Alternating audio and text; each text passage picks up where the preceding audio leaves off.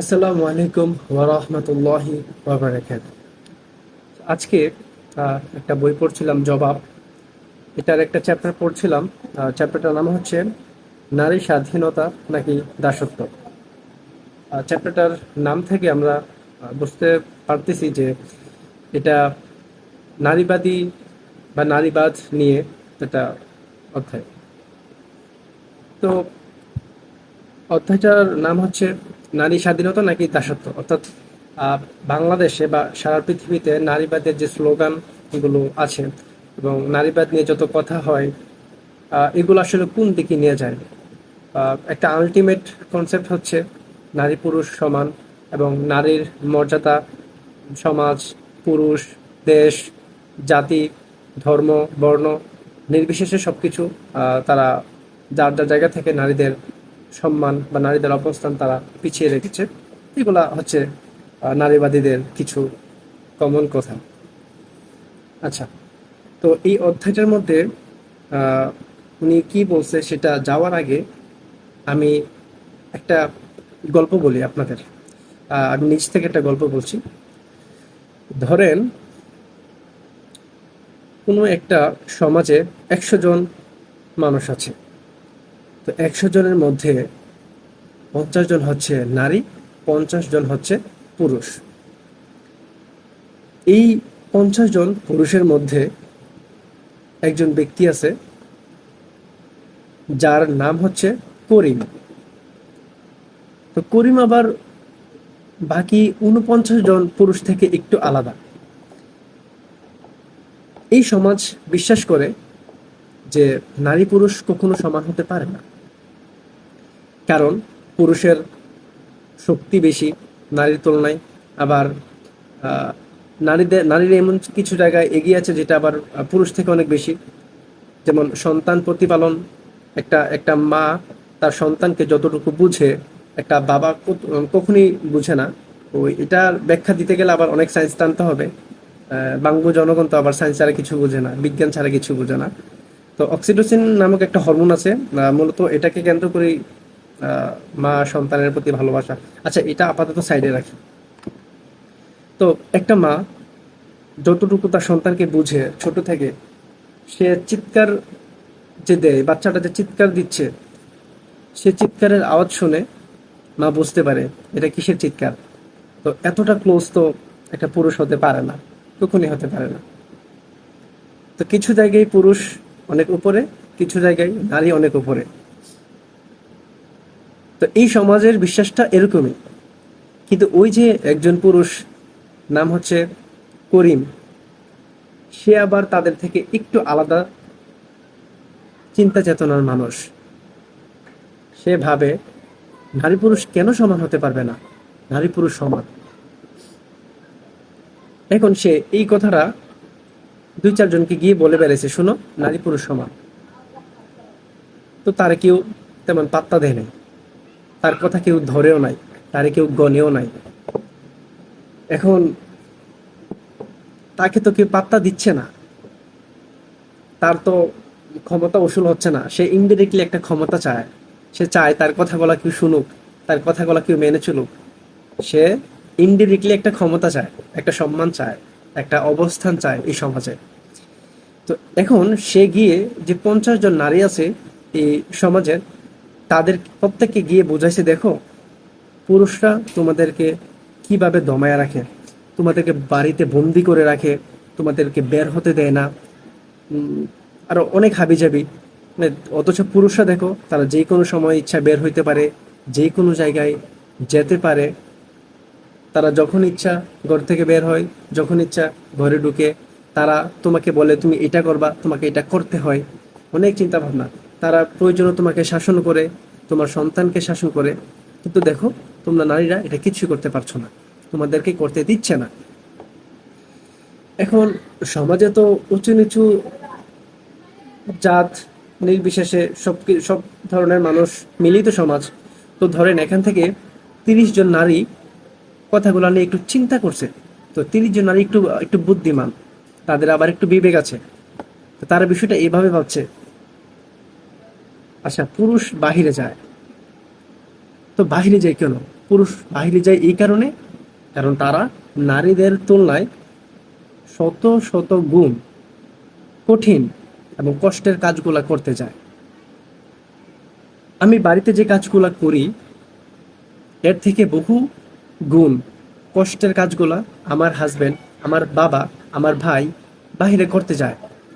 সে তো বাইরে ঘুরতে রং রং করতে যায় না, শপিং মলে যায় না,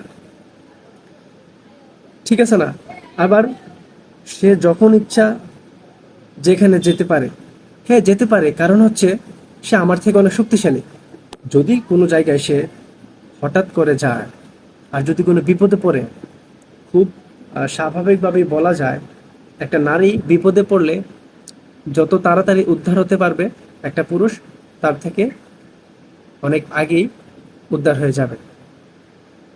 এটা যদি আমরা কেউ স্বীকার না করি, অ্যাটলিস্ট মনে মনে হলেও বিশ্বাস করি যে একটা নারী যে কোনো সময় বের হতে পারে না, বিপদ থাকে বেশি, কিন্তু একটা পুরুষের এতটা বিপদ থাকে না, বা বিপদ থাকলেও মোটামুটি ভরসা করা যায় যে সে বিপদ থেকে উদ্ধার হবে। এখন 30 জন নারী এই কনসেপ্টগুলো ধরে ওই করিমটার পাত্তা দিছে না, বলছে তুই বেটা আমাদেরকে কি কান পড়া দিতেছস, তোর জন্য আমাদের আমাদের বিবেক কি গুনে ধরছে নাকি যে তোর কথা আমরা শুনবো? তাকে আর পাত্তা দিছে না।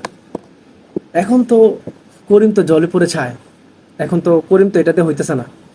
তো যে 30% নারী করিমের এই কথা পাত্তা দেয় নাই, তাদের চিন্তা করিম ছাইরা দিছে। বাকি যে 20% নারী করিমের কথা একটু একটু শোনা শুরু করছে, তার সাথে কিছুটা সমর্থন শুরু করছে। এখন তার টার্গেট হচ্ছে ওই 20% আবেগী নারীগুলা, যাদের বিবেকে ঘুরে ধরছে। এখন সে ওই নারীগুলোকে আরো অনেক কিছু বোঝানো শুরু করছে। দেখো, তোমরা সারাদিন গড়িয়ে পড়ে থাকো, তোমরা বাহিরের আলো পর্যন্ত দেখো না, হ্যাঁ, তোমরা সারাদিন গড়ে থেকেও হাজবেন্ডের সাথে একটা জোর গলায় কথা বলতে পারো না। তোমাদের সম্মানটা এই সমাজে কতটাই কম, কতটাই নিচু। তোমাদেরকে হিজাবের নামে, নিকাবের নামে, বোরখার নামে বস্তায় বন্দি করে রাখা হয় তোমাদের। এই হাবিজাবি অনেক কথাবার্তা তাদেরকে বলল। তারপর তাদের বললো, দেখো তোমাদের ব্রেইন আছে, অথচ তোমরা ব্রেইন দিয়ে কিছু করতে পারতেছো না। সমাজে কত কত জায়গায় অবদান শুধু পুরুষের, তোমাদের কোনো অবদান নাই। হাবি জাবি যত কিছু আছে সে একত্র করে ওই 20% নারীদেরকে সে বোঝাতে লাগলো। এখন ওই 20%-এর মধ্যে ধরেন 10% নারী একদম পইটা গেল। এই করিম রে তারা বস মানা শুরু করছে, তাদের আইডল মানা শুরু করছে। আর বাকি 10% নারী ধরেন তাদের বাবা বা তাদের ভাই বা তাদের হাজবেন্ড একটু কড়া শাসন করছে, হয়তো বা একটু বুঝাইছে, তারা যায় না। এখন করিমের কিন্তু কোনো ক্ষমতা ছিল না। এখন করিমের ক্ষমতা হচ্ছে 10 জন নারী। এই 10 জন নারী করিমকে আইডল মানে। এখন কি করিম কি বসে থাকবে? করিম কি এই 10 জন থেকে 11 জনে যাবে না? করিম কি এই 10 জন থেকে আশা করে না যে একটা সময় ওই যে 50 জন নারী সমাজে আছে প্রত্যেককে আমি আমার দাসে পরিণত করব? আচ্ছা, তো নারীবাদ বিষয়টা অনেকটা এরকম।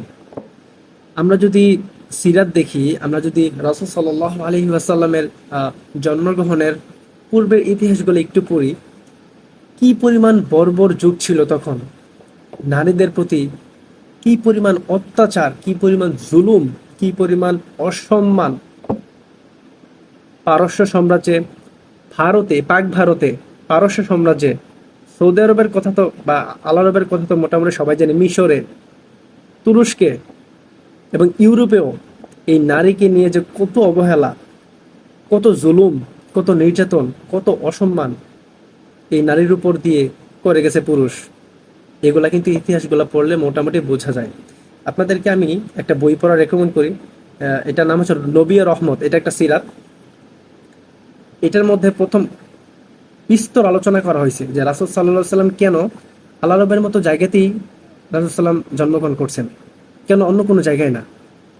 তো এটার মধ্যে অনেক ইতিহাস আছে যেখানে লেখক দেখিয়েছেন যে আসলে নারীদের প্রতি জুলুমটা কতটুকু ছিল। যদিও আরো অনেক ইতিহাস এটা আমাদের আছে, আচ্ছা ওইটা আমাদের আজকের টপিক না। তো যেখানে নারীর কোনো সম্মানই ছিল না, সেখানে ইসলাম আসলো। যেই জায়গার মধ্যে কন্যা সন্তানকে জীবন্ত পুঁতে দেওয়া হইতো, এবং কন্যা সন্তান হইলে এটাকে অভিশাপ মনে করতো, তারা অভিশাপের মতো, তারা মুখ দেখাতে পারতো না, ওই নারীর সম্মান আকাশচুম্বী করছে ইসলাম। ওই নারীর সম্মান আকাশচুম্বী করে দিয়ে গেছেন আল্লাহ রাসূল সাল্লাল্লাহু আলাইহি ওয়াসাল্লাম। আল্লাহ তাআলা এমন আইন দিছে ইসলামে, নারীর সম্মান সবার থেকে বেশি। শোনো শোনো, আমার আমার সব থেকে বেশি আপনকে, তখন আল্লাহ রাসূল সাল্লাল্লাহু আলাইহি ওয়াসাল্লাম বলতেছেন যে তোমার মা, তারপরে তোমার মা, তারপরে তোমার মা, তারপরে বাবা। এই গেল একটা।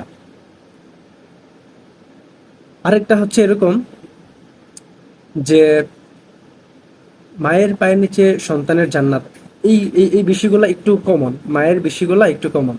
এবার বিয়ের ব্যাপারে আসি।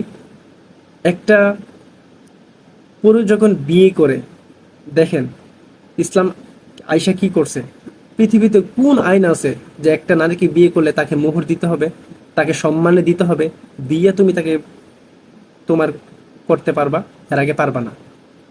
নারীকে মোহর বা এটাকে কাবিন বলে বাংলাদেশি ভাষায়, বাট মোহর, এটা দিতে হয়, দিয়ে বিয়ে করতে হয়, এটা তার প্রতি তার সম্মান। পৃথিবীতে কোন আইন আছে, পৃথিবীতে নারীবাদের জনক যারা, তারা কোন জনক আছে, কোন বাপ আছে এই নিয়ম করে দিছে যে বিয়ের সময় নারীদেরকে সম্মানে দিতে হবে? কোনোদিন করে নাই, কেউ করে নাই, ইসলাম করছে। নারীর হয়তো শক্তিশালী দিকে কম হওয়ায়, হরমোনাল ব্যাপার স্যাপার আর অনেক মানসিক এবং শারীরিক দিকে তারা একটু পুরুষের থেকে দুর্বল হওয়ায় তাদেরকে, মানে তারা যেভাবে থাকলে তারা ভালো থাকবে, ইসলাম সেটাই করছে, আল্লাহ তাআলা সেই আইন দিছে। তো এই বইটার মধ্যে মূলত লেখক ওই অধ্যায়টার মধ্যে বলছে যে আসলে যারা নারীবাদী আছেন, যারা নারী পুরুষ সমান, পুরুষরা তাদেরকে দমায় রাখছে, তাদের ঘরের ভিতরে রাখেন, পুরুষরা জিন্স প্যান্ট পরছে, আমরাও জিন্স প্যান্ট পরবো, এই কথাগুলো যারা বলেন, আসলে তারা কি তাদের সম্মান বাড়াচ্ছেন নাকি নিজেদেরকে অন্য কারো দাসে পরিণত হচ্ছেন? একটু গল্পটা মনে করুন তো। ওই 10 জন নারী যে করিমকে আইডল মানছে, এখন ওই 10 জন নারী কি করিমের দাস না? ওই 10 জন নারী যেহেতু করিমকে আল্লাহর আইনের বিরুদ্ধে করিমের আইনকে গ্রহণ করছে, তখন তারা আর আল্লাহর দাস নাই, আল্লাহর বান্দা নাই, তারা হয়ে গেছে ওই করিমের দাস। তো পৃথিবীতে যত মানুষ আছে, যত নেতা আছে, যত কর্মী আছে, কেউ না কেউ দাস। আপনি যে ভিডিওটা দেখছেন, আপনি হয় আল্লাহর দাস, না হয় কোনো মানুষের দাস। যাই হোক, তো ওই জায়গায়,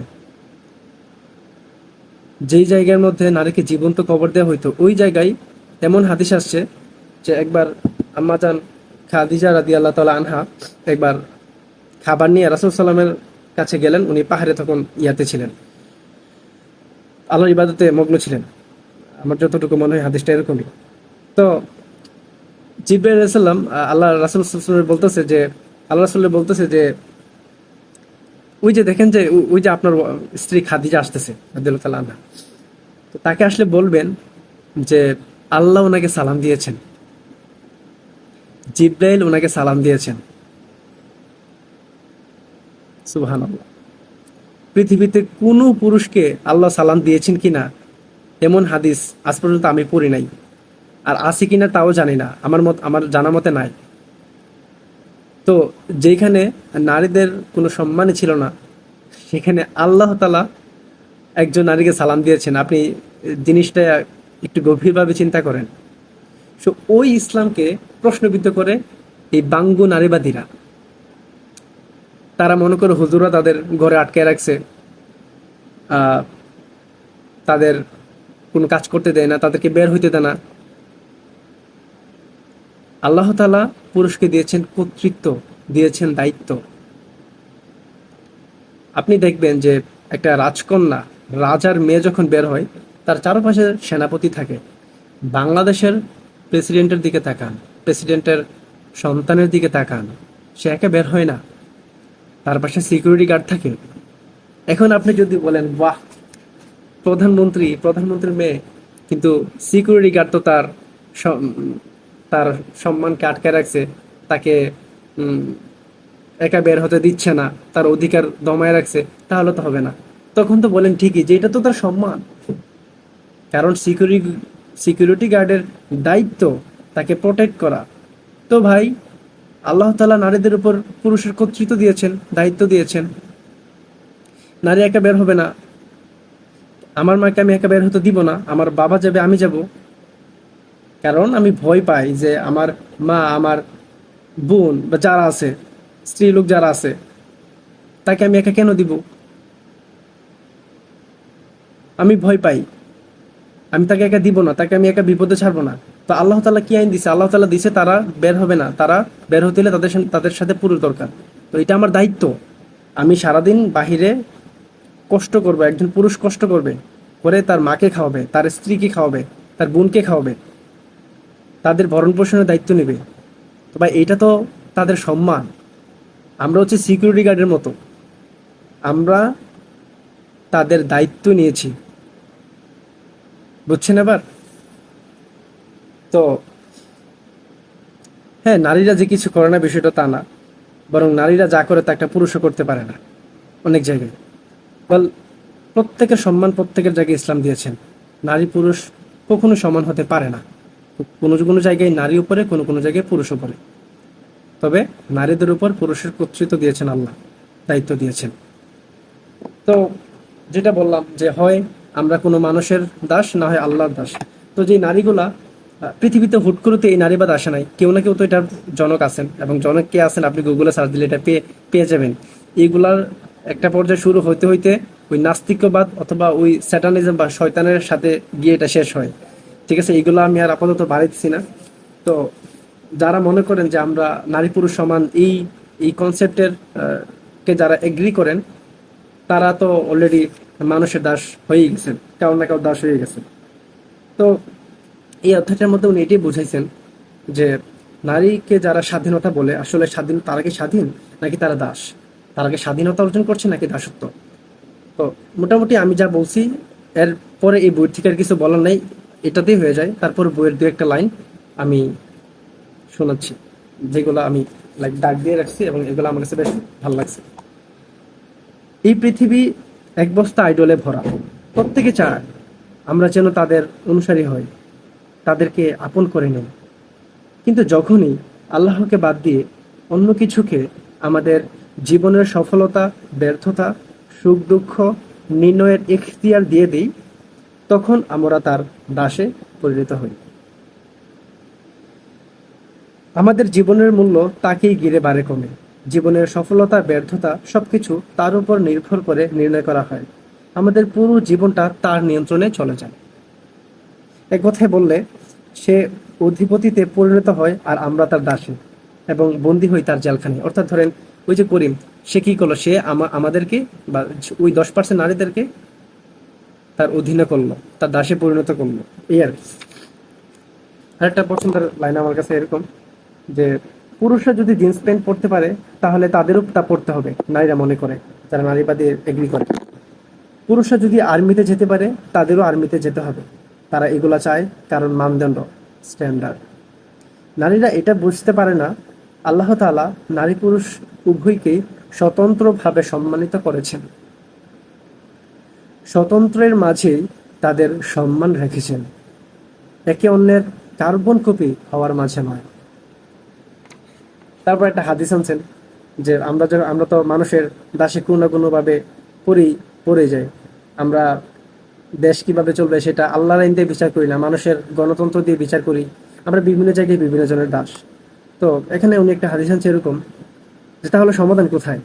সাহাবীগণ যখন নতুন কোনো শহরে প্রবেশ করতেন, সর্বপ্রথম একটি দাওয়াতই নিয়ে যেতেন। সেটা হচ্ছে, তারা বলতেন, আমরা এসেছি তোমাদেরকে মানুষের দাসত্ব থেকে মুক্ত করে আল্লাহর দাসত্বে ফিরিয়ে নিতে। কত সুন্দর একটা হাদিস। অর্থাৎ আমরা শয়তানের দাস, বা শয়তানের চেহারারূপী কিছু মানুষের দাস, তাই না? আরেকটা হাদিস, যে আসলে আমাদের সম্মান কি নারী পুরুষ ভেদে হয়? ইসলাম কি মানে আল্লাহ তাআলা কি এটা কখনো বলছেন যে নারী পুরুষের মধ্যে সম্মান, যে পুরুষ হলে সম্মান নারী হলে সম্মান নেই, এমন না। আল্লাহ তাআলা বলছেন, এটা দিয়ে আমি শেষ করবো আজকের ভিডিও। আল্লাহ তাআলা বলেন সূরা হুজুরাতের 13 নম্বর আয়াতে, যে নিশ্চয়ই তোমাদের মধ্যে ওই ব্যক্তি আল্লাহর নিকট অধিক মর্যাদাবান বা মর্যাদা সম্পন্ন, যে অধিক আল্লাহ ভীরু অর্থাৎ তাকওয়াবান। অবশ্যই তিনি সবকিছু জানেন, সবকিছুর খবর রাখেন। কাজেই এটাই আল্লাহর মানদণ্ড প্রিয় বোন, লিঙ্গ নয়। তোমার শ্রেষ্ঠত্ব পুরুষ হওয়ার মাঝে নয়। তোমার মূল্য এত ঠুনকু কিছু দিয়ে নির্ধারণের অধিকার কেউ রাখে না। অর্থাৎ একমাত্র যার তাকওয়া বেশি, সে আল্লাহর কাছে অধিক সম্মানিত, পুরুষ এবং নারী ভেতর নয়। আল্লাহ আমাদেরকে বোঝার তৌফিক দান করুক। এই বলে আমি আমার ভিডিও শেষ করছি, এবং আমরা যেন সবাই তাকওয়াবান হওয়ার জন্য আমরা সবাই চেষ্টা করি। আল্লাহ আমাদেরকে তাকওয়াবান করার তৌফিক দান করুক। আসসালামু আলাইকুম ওয়া রাহমাতুল্লাহি ওয়া বারাকাতুহু।